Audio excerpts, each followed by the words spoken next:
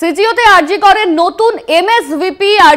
নতুন এমএসভিপি সপ্তর্ষি চ্যাটার্জি। প্রায় 2 ঘন্টা পর সিজিও থেকে বেরিয়ে যান তিনি। আজ সিজিও কমপ্লেক্সে আসেন আরজি করেন এমএসভিপি সপ্তর্ষি, আর বেশ কিছুক্ষণ পর তিনি বেরিয়েও যান সিজিও কমপ্লেক্স থেকে। সেই ছবি আপনারা দেখতে পাচ্ছেন। 2 ঘন্টা ধরে তাকে জিজ্ঞাসাবাদ করা হয়। আরজি করের নতুন সুপার এই সপ্তর্ষি চ্যাটার্জি, সিজিওতে আজকে তাকে ডাকা হয়েছিল। সিজিওতে আরজি করের নতুন সুপার।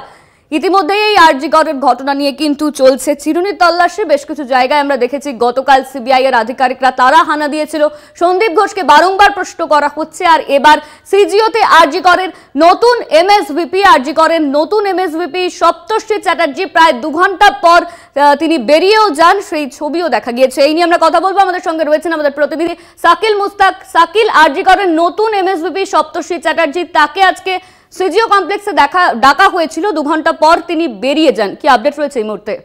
একদমই, দেখো আরজি কলেজের যে বর্তমান এমএসভিপি ডক্টর সপ্তর্ষি চট্টোপাধ্যায়, তিনি কিন্তু সিবিআই দপ্তরে সকাল 11টা নাগাদ তিনি আসেন এবং সিবিআই দপ্তরে তিনি প্রবেশ করেন। এরপরেই কিন্তু সে বেশ কিছু নথিপত্র তার হাতে দেখা যায়। তিনি নথিপত্র নিয়ে সিবিআই যে দপ্তর আছে সিবিআই তদন্তকারী অফিসারদের কাছে দেয় এবং তিনি সেই সময় জানান, ঢোকার সময় তিনি জানান যে তদন্তে সব রকম কিন্তু সহযোগিতা করবে। তিনি বর্তমানে এমএসভিপি নতুন ভাবে আরজি কর মেডিকেল কলেজের যে দায়িত্ব পেয়েছেন। প্রত্যেক দিন যে তালিকা তৈরি হচ্ছে, যে সেই দপ্তরে যেসব গুলো আসছে সেই তদন্তের সাথে কিন্তু তিনি সব রকম ভাবেই কিন্তু সিবিআই আধিকারিকদের হেল্প করবেন।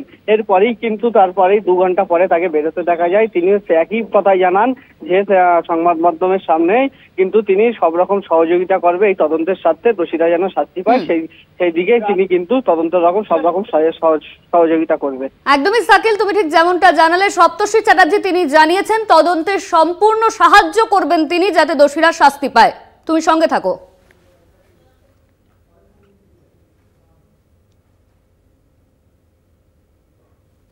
সিজিওতে সঞ্জয়ের পলিগ্রাফ টেস্টের ফরেন্সিক বিশেষজ্ঞরা রবিবার প্রেসিডেন্সি জেলে পলিগ্রাফ টেস্ট হয়। সঞ্জয়ের আরজি কর কাণ্ডে মূল অভিযুক্ত এই সঞ্জয় রায়, আর সেই সঞ্জয় রায়ের কিন্তু ইতিমধ্যে পলিগ্রাফ টেস্ট করা হয়েছে। রবিবার প্রেসিডেন্সি জেলে পলিগ্রাফ টেস্ট করা হয় সঞ্জয় রায়ের।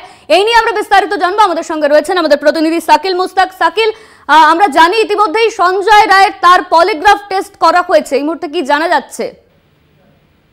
দেখো, সিজিও কমপ্লেক্সের সিবিআই দপ্তরেই কিন্তু সঞ্জয় রায় কিন্তু ছিলেন। তারপরেই তাকে শিয়ালদা আদালতে তোলা হয়। তারপরেই কিন্তু তাকে 14 দিনের জেলে সজা দেয় আদালত। এরপরেই কিন্তু সেই যে পলিগ্রাফ টেস্টের প্রসিডিওর কিন্তু আদালত থেকে সম্মতি পায় এবং তারপরেই কিন্তু গতকাল তাকে কিন্তু প্রেসিডেন্সি জেলে গিয়ে সঞ্জয় রায়, মূল অভিযুক্ত যিনি এই আরজি কর মেডিকেল কলেজের যে কাণ্ডে, তাকে কিন্তু পলিগ্রাফ টেস্ট করা হয়। এর পাশাপাশি যে সিবিআই এর যে ফরেন্সিক বিশেষজ্ঞ টিম আছে, 2 জন মহিলা, তারা কিন্তু গতকালই সেই প্রেসিডেন্সি জেলে গিয়ে সেই সঞ্জয়ের পলিগ্রাফ টেস্ট করায়।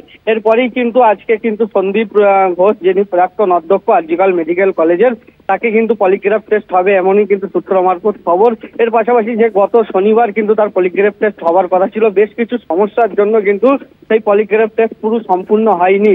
তাহলে আজকে সকালেই তাকে তলব করা হয় সিবিআই দপ্তরে।